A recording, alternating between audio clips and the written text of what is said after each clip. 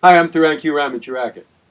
I want to talk to you just briefly about the principle, well, the law of opposites and its associated inherent principle of polarity, as well as talk to you about magnetism. Think there might be a relation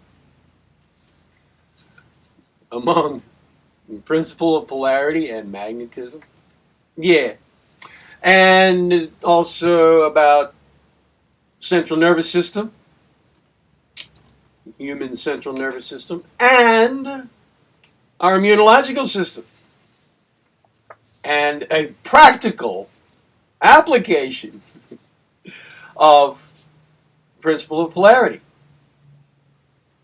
as applied to our central nervous system and our immunological system. All right, first of all, as you know, as you probably know, by the way, I have, yes, that's paint. I did wash my hands, but it's paint. I'll scrub them later. All right. Anyway, here we go. As you probably know, there's a principle called vibration. All things are in motion. All things in reality, or what we call reality, you know, the entire world of, and when I say world, I mean in a mega sense, the entire world of relative reality, that is, all being, if we want to call it that, all right, all the planes of reality, there we go, are in motion. Everything is in motion. And that motion we call vibration.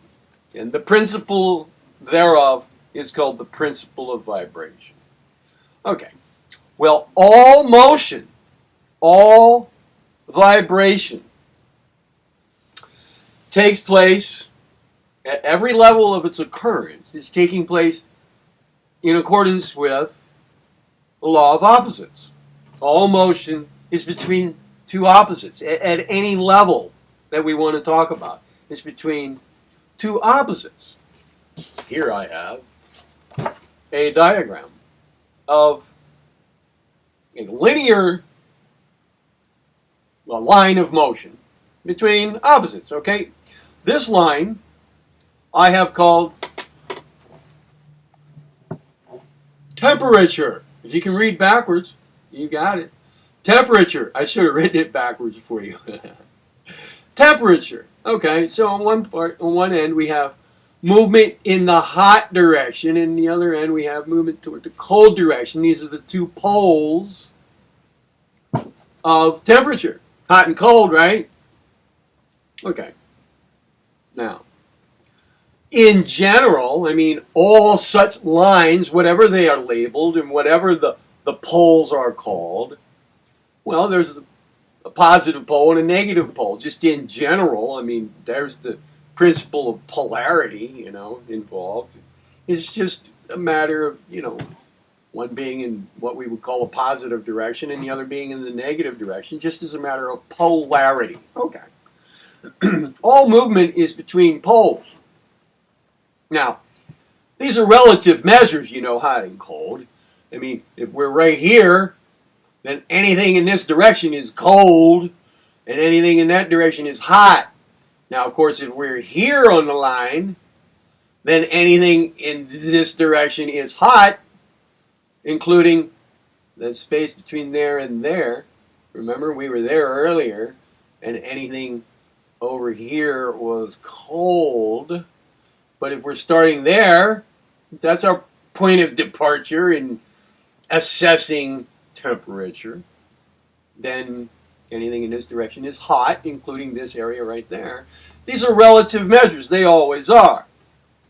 It's the relative world of relative reality. Okay? All right. Now, all movement, though, is not really in a straight line between poles.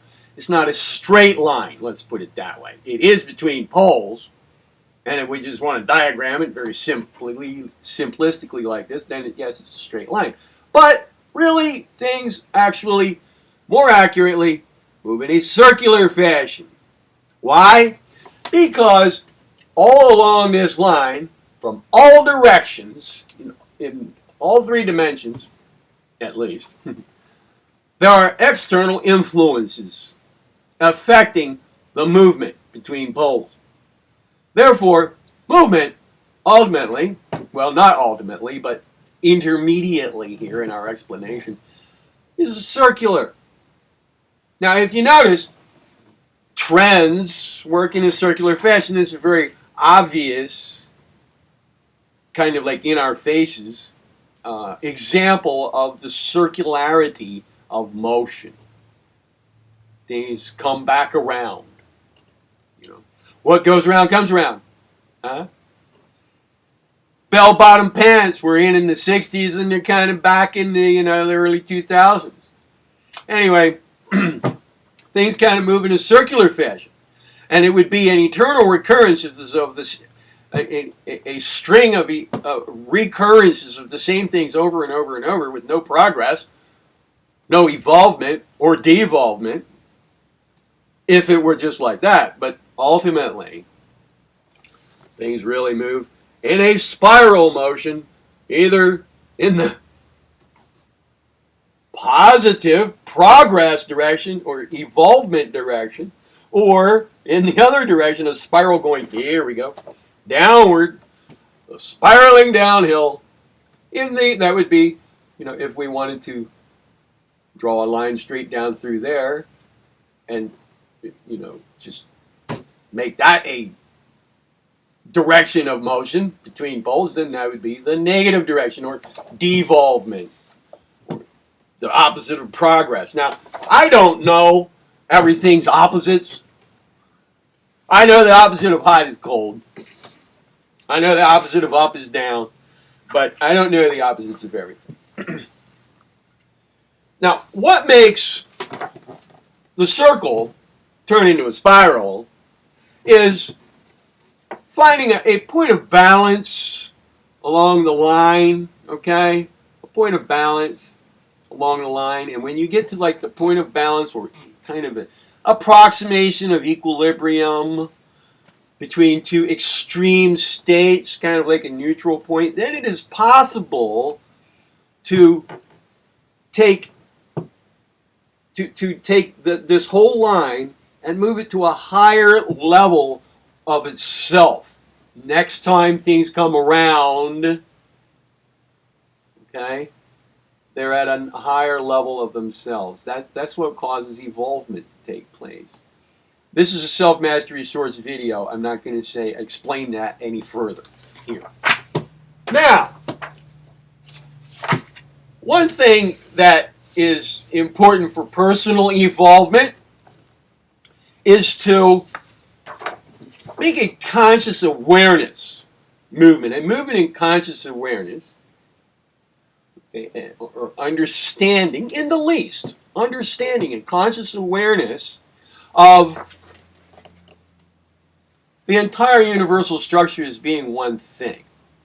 So we have the one versus the many. And the closer we get to, the further along we move in personal evolution, which is important, an important aspect. It's like 50% of self-mastery right there. Well, the more we're moving, a component of that movement, that motion, is conscious awareness of the oneness of everything, such that the many, at the other end of the line, let's say, where's the positive side? Okay. The oneness, right? Manyness. Oneness, manyness. Okay? Such that we could see that the many are just different aspects of the one. Like we would take the one and break it into its little parts, and we get the many. All right. Movement along in that direction is a part of personal evolvement, which is an important part of self-mastery. here there are many ways, many things lead us to this kind of realization, this realization, and more of an identity with the entire universal structure than with just our physical bodies and our personalities and our false ego thing. Movement toward more of an identity with the entire universal structure. Here I've drawn a diagram, which is one way to understand or to get a greater comprehension of the oneness of everything, by making reference to the principle of polarity, the law of opposites, and the principle of polarity. Here I have drawn a line, okay, with the arrows. Just pretend it's this one. Here's a reproduction of it right there, okay? Let's just say it's the same line of motion. Where are we going? Where am I going here? There it is, there it is, there it is. All right. It's called temperature. Now, temperature itself would be something else's opposite, right? This entire line would be something else's opposite. If we move to a next level up, a next level of observation of the many's, right? Well, that line itself is the opposite of something else, right? Let's say that something else is this thing, okay? So there is a line connecting those. Let's say up here is temperature-ness, all right? Symbolized by that line. Temperature, there's temperature. At this end of that line of motion, and down here is whatever its opposite is, okay? With its poles. Well, here we have poles, temperature-ness being this pole, and whatever its opposite would be down here going in this direction. All right? Now, that too, whatever that is, whatever that would be called, it has its opposite too. We move to another level. Okay? Let's say this line is shown here. Well, it has its opposite as well, shown right there. Okay, there's the connection between those, the line of movement between those two opposites. Whatever this is right there, and it has it's at the end of this arrow right there, okay? Now going this way, we have its opposite pole, whatever that is, which of course has its opposites, whatever that is out there. Okay, so we can keep going, and as you can tell, as you might imagine, we're getting to larger and larger levels of things. In other words, moving away from the many toward the one that way. Does that make sense? I hope it does. Because ultimately, we would end up with, if we kept going with that, we would get to the end of many's and just get to one thing. We would end up with just, I guess the last line we would get to would be just, in general, principle of universal gender, I guess. Or yin and yang itself. Positive and negative poles themselves. Whatever the end of the line would be. Okay, so there, in pictorial representation, is how to go from anything and its opposite all the way to, in our minds here, as a mental experiment, if you can just visualize this, like I have drawn it out, come to understand how that all things, really, by way of opposites, come down to the one whole thing. All things, all manifested things, in any plane of reality we're talking about, astral plane, mental plane, causal plane, spiritual planes, physical plane, whatever, are aspects of the one thing. Different aspects by way of principle of polarity, law of opposites, breaking down into smaller and smaller pieces, each one having its opposite. Okay. That now having been said, you think magnetism has anything to do with polarity? Or polarity has anything to do with magnetism? Well, yeah, of course. Matter of fact, we can say that the entire spectrum of vibrational rates, frequency, that make up all of the motion in this whole picture here, we could say is the electromagnetic spectrum taken to the max in both directions. From whatever complete stillness would be on one end,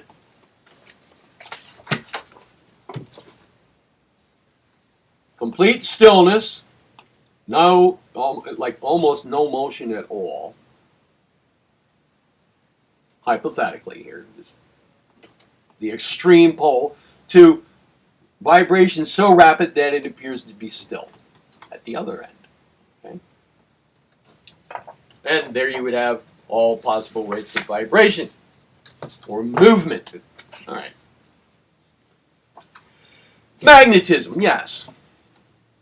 It has a lot to do with law of opposites and polarity. Here's a magnet. Magnet. Here's a battery. 9-volt battery. It has poles. Principle of polarity is at work right there. That's kind of a physical plane in your face kind of thing, right? We can't see the electricity. We can't see the electromagnetic field going on there. At least not with our current visual abilities in this state of human evolvement. Someday I think we will be able to. And some people actually might have that ability. There is an electromagnetic field here. And if we get the juice running from one pole to the other, there's definitely a magnetic field set up by induction. I believe it's called, like this thing would have an aura going on. Okay. Well, our central nervous system, of course, works by neurotransmitters firing from one set of dendrites or nerve endings to the other, right? And metals, minerals are involved with that, and electrical charges associated with those minerals, positive and negative charges. This is what causes neurotransmission firing, neurotransmission or neurotransmitter firing. So our central nervous systems operate in accordance with the principle of polarity, and our nervous system health has a lot to do with how well that works. Okay?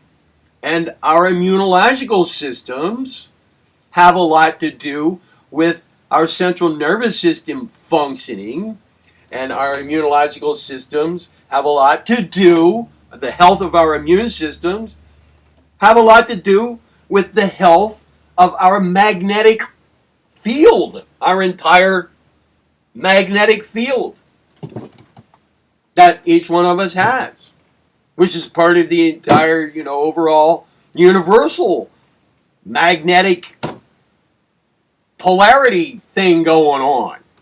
All right. So I want to show you something that we can do to really kind of like, again, using the phrase in your face, use the principle of polarity and magnetism and electromagnetism, electromagnetic field and flow of electrons between poles, movement, okay, motion, vibration, involving electrons in association with our central nervous system and immune system health, and therefore also our magnetic sphere's integrity. Here's what we can do.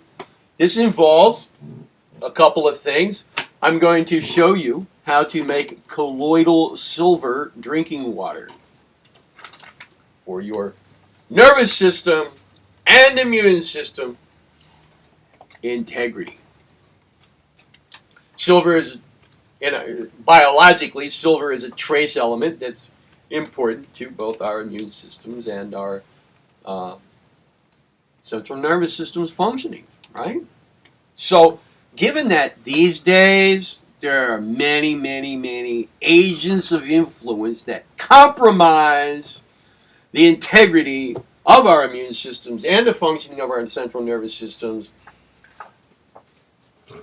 causing them to the integrity to devolve, spiral downward. It's a good idea to, if we are interested in self-mastery and personal involvement, take responsibility for the health and integrity of our immune system and our central nervous system. Right? Right. At least balance out the downward spiral caused by outside agents that are detrimental. If not, turn it into upward spiral. So here's something we can do. I have here, and I'm going to demonstrate this for you, and then I'm going to go. I have here 2 1-foot lengths of silver wire. You can buy this. You can look it up online and buy it, or go to a jeweler and ask, hey, can you get me some silver wire? And they'll probably say, yeah, sure. Here is silver wire. Here again, silver wire. These are 1-foot lengths of silver wire connected to alligator clips. I bought alligator clips that have little screws in them right here. Right there's a screw, and you slip the wire into the end of the alligator clip, hook it around the screw and tighten the screw, and you have silver wire terminated in alligator clips. 2 1-foot lengths. Each one is bent about halfway. And I'll show you why. Now, I'm not touching these because I've cleaned them. They're pretty much sanitized, and I want to keep them that way. So I'm going to put them back in this bag that came from the jewelry store, and I'll tell you how much this cost.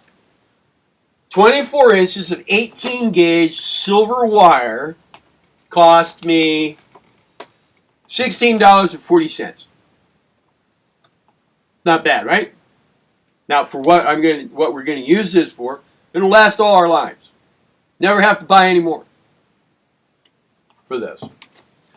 And by the way, when you buy yours, make sure that you get the purest silver wire you can get, and the highest purity level is 99.99995% pure. That's what you get. Don't get a lower level of purity. Get the pure stuff. 99.99995, something like that. All right? That's what this is. Pure silver. Might as well say it's pure silver for our purposes. The other thing you need, 3 9-volt batteries. 1, 2, 3. 3 9-volt batteries. And distilled water. Don't buy cheap brands like, the Walmart brand. Go to a drugstore and get distilled water so that it's like actually all the water in it is distilled, steam distilled. Here's a gallon of distilled water, unopened. And you need a glass vessel. I have here a glass pitcher, and it is clean. Clean it. Clean it. All right? Make it clean. Clean it out with soap and water and then alcohol, something like that. All right? Same with the wire. Clean it. It's got to be clean. Like sanitary. Okay. Now here's what to do. Connect together these batteries. We want to turn this 9 volts into 3 times 9 volts, 27 volts. All right? So look, you have a positive pole and a negative pole. You see the fat one over there, wink, wink, wink, right there above my index finger. That's the fat one. That's the positive pole. This over here is the negative pole, the smaller one. Now you turn one of these batteries upside down on top of the other, and you connect a negative pole right here, to a positive pole right there. You snap it on. Boink, like that. It's stuck on there now. Then you bring up the other battery, the third battery, underneath. Now what I have over here is a positive pole right there, up under there. Positive pole sticking out. All right. I'm going to connect the negative pole of this battery to that one. There we go. So now we have 3 batteries strung together. Okay? Stacked. We'll call them stacked. They're stacked now. Now over here I have an exposed positive pole, and over here I have an exposed negative pole. Over there. See my fingers creeping around here? Negative pole, positive pole. Those are what remain available for use. These will be our terminals to connect our alligator clips to. So the silver wires will become leads coming from this battery. Might as well just call that now a battery. A 27-volt battery. Okay, we made that out of the 3 9-volt batteries. That's what this is here. Okay, so I'm going to do that, and I'm going to make this visible for you. See, I have my painter's pants on, man. All right. There it is. You can see that. Okay, here's what we do. You take your clean, alligator clipped leads, and you connect them to those 2 available poles. We get one at a time out here. Okay, there's one. Here it is. And I am clipping it onto the negative pole, that available negative pole. There it is. It's connected. See? Snapped right on there. There we go. All right. And I'm going to put the other one on the other pole. Now, when you do this, don't let the leads touch. Don't let the wires touch each other when they're connected to the batteries. That could be pretty bad for the batteries. It could be pretty bad for you.